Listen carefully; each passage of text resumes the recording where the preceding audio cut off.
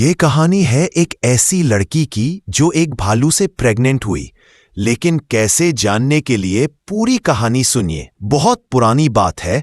एक छोटा सा गांव था पहाड़ों के नीचे, जंगल के पास। वहां रहती थी एक लड़की। नाम था उसका सहर। छोटी सी, दुबली सी, लेकिन आंखों में गहरी समझ। माँ बाप तो बचपन में ही मर गए थे। गांव वाले कहते थे, बेचारी सहर, जिसे जिंदगी ने कभी हंसना नहीं सिखाया। सुबह से लेकर शाम तक वो जंगल में फल तोड़ती थी। बेर, अमरूद, आम, कभी कभी इमली। और जब शाम ढलती तो अकेली लौट जाती अपनी झोपड़ी में। रात को तन्हाई का एक समुंदर उसके आसपास बहता था। उसने कभी प्यार नहीं देखा था, कभी किसी का हाथ अपने सिर पे महसूस नहीं किया था, और दोस्तों का तो नाम भी भूल गई थी। हर रात सिर्फ तारे, ठंडी हवा और उसके आंसुओं की खामोशी उसका साथ देती थी। एक दिन कुछ हुआ। उस दिन आसमान पे काले बादल छाए हुए थे। सहर ने सोचा, आज जंगल जाने का मन नहीं हो रहा, लेकिन खाने को कुछ नहीं बचा। अपनी टूटी पुरानी टोकरी उठाई और नंगे पैर चल पड़ी जंगल की ओर।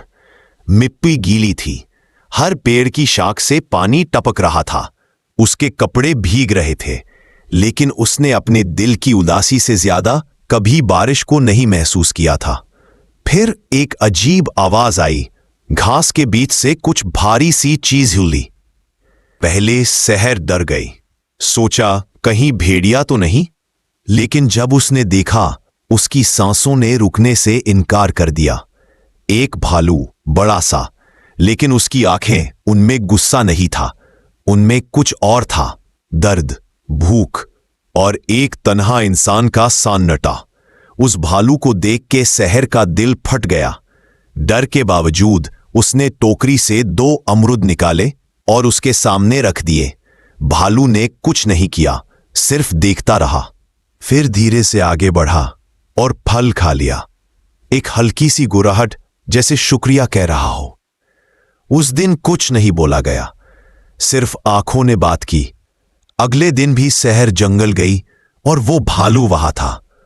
और फिर अगले दिन, हर दिन वो मिलते।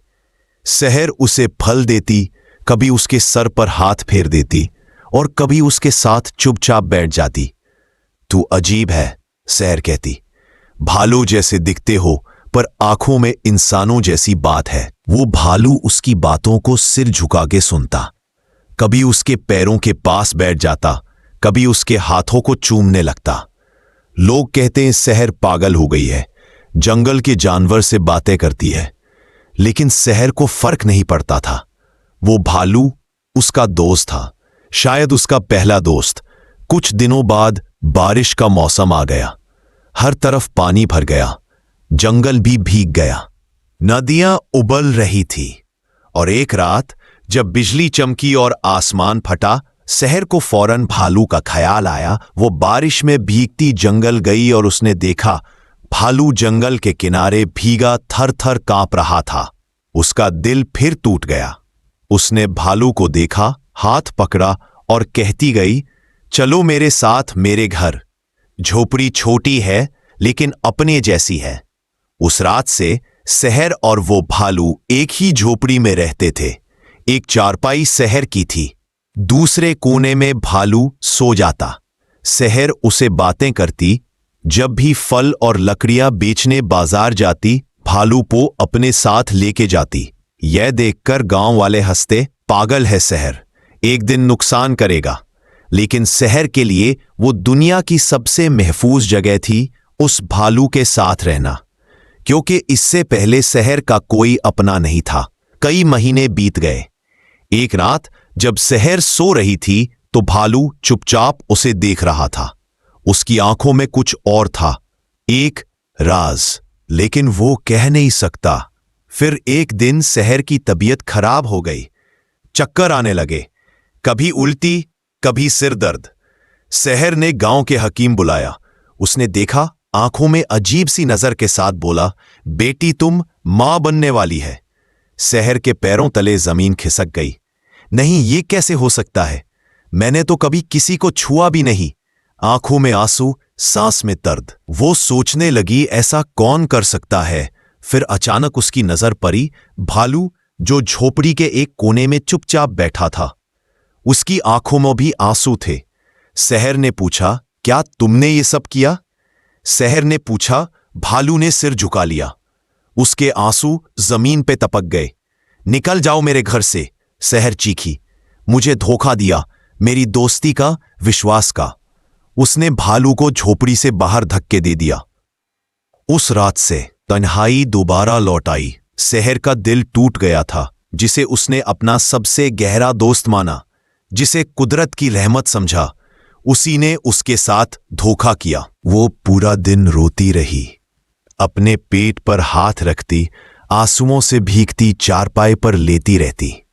भालू झोपड़ी के बाहर बैठा रहता, ना खाता, ना पीता, ना कुछ बोला, सिर्फ आंखों में पछतावा था। हर रात सहर की चीखें, उसके आंसू, उसका टूटा विश्वास उसके कानों में गूंजता रहते। गांव वाले दिन भर बातें बनाते। देखा, कहा था ना इस लड़की में कुछ गड़बड़ है, पता नहीं किसका पाप लेके घूम रही है। क्या जमाना आ गया। गांव के आदमी सहर को ताने मारते, एक रात हमारे साथ भी आ जाओ। सहर की जिंदगी एक तमाशा बन गई थी, पर उसके अंदर एक आग थी, एक दर्द जो किसी को समझ नहीं आया। 2 हफ्ते बाद सहर ने झोपड़ी का दरवाजा खोला। भालू वही बैठा था, प्यासा, भूखा, पर फिर भी वहां। उसने सिर्फ सहर को देखा, कहा कुछ नहीं। सहर ने कहा, सच बताओ, तुमने किया था ना? तुमने वो सब किया? भालू ने आंखों में आंसू भर के सिर झुका लिया। सहर समझ गई, जवाब मिल गए। उसने कांपते हाथों से उसके सिर पे हाथ रखा, फिर जोर से धक्का दिया। जाओ, छोड़ दो मेरी जिंदगी। तुम इंसान नहीं हो, तुम जानवर भी नहीं हो, तुम धोखा हो। उस रात पहली बार भालू गया और जंगल के अंदर खो गया। दिन बदलते गए, पर जख्म वही रहे। सहर ने खुद को पलट दिया।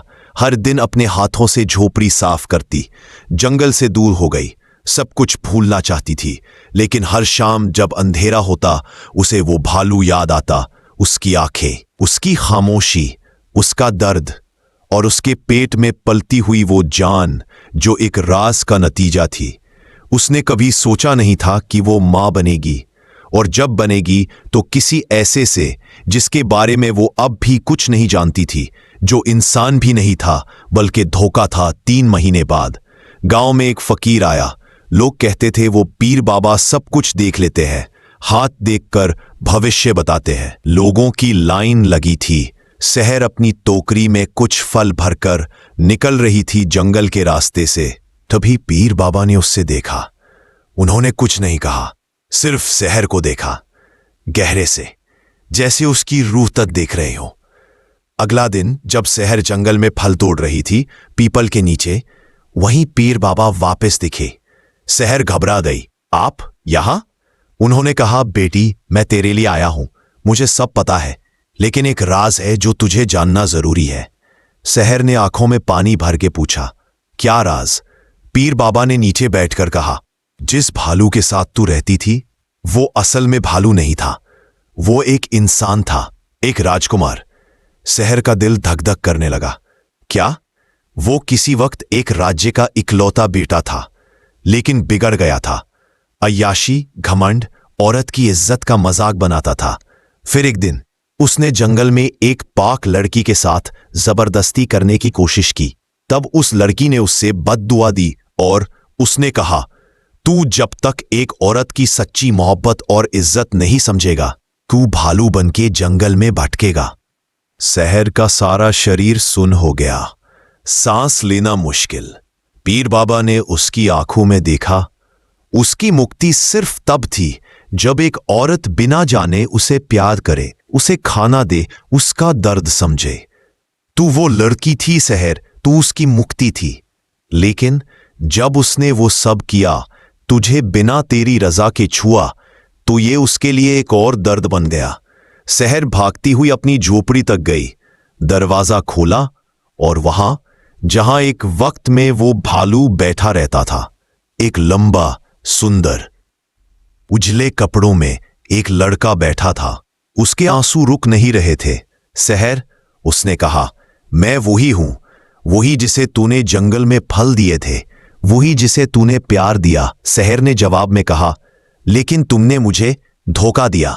लड़के ने कहा, मैं लाचार था और मैंने जो भी किया प्यार में मजबूर होके किया, लेकिन फिर भी मैंने तुझे धोखा दिया। मैं तेरा गुनहगार हूं, जो चाहे सजा दे दे। वो जमीन पे गिर गया। मैं तुमसे माफी मांगता हूं, मैं तुमसे मोहब्बत करता हूं।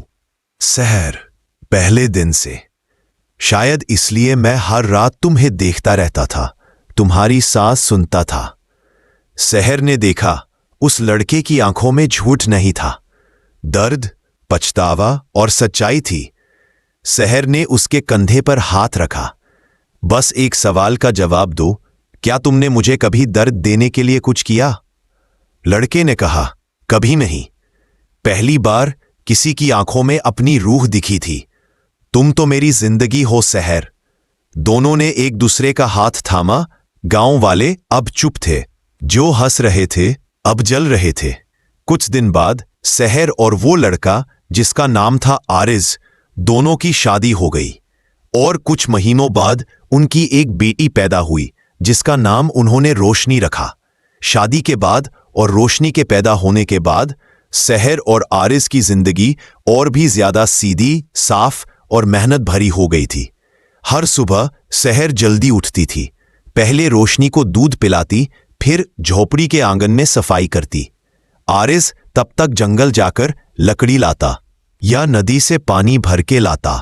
उन्होंने झोपड़ी के पास छोटी सी सब्जी की खेत भी बना ली थी। सहर वहां भिंडी, लौकी और पालक उगाती थी। आरिस ने एक छोटी सी लकड़ी की वर्कशॉप खोल ली थी जहां वो हाथ से खिलौने बनाता था। लकड़ी के घोड़े, छोटी पलकियां और फल तोड़ने वाले हथियार। गांव के लोग अब उसके बनाए हुए चीजें खरीदने लगे थे। ये राजकुमार था क्या? अब तो काम भी राजों जैसा करता है, लोग हंस के कहते, लेकिन दिल से इज्जत भी देने लगे थे। सहर कभी कभी बच्चों को पढ़ाने भी लगती थी। जंगल के फलों के नाम, किस पेड़ से क्या लाभ होता है और कैसे जमीन की इज्जत करनी चाहिए। बच्चे उसकी कहानियां सुनने के लिए रोज शाम को उसके पास आ जाते। रोशनी अब 4 महीने की हो गई थी। जब सहर और आरिज मेहनत से थक जाते तो बस उसकी एक मुस्कुराहट ही काफी होती उनकी थकन मिटाने के लिए। शाम को दोनों बैठकर रोटी, सब्जी और दूध का सदा सा खाना खाते। लेकिन हर निवाले में मोहब्बत होती थी।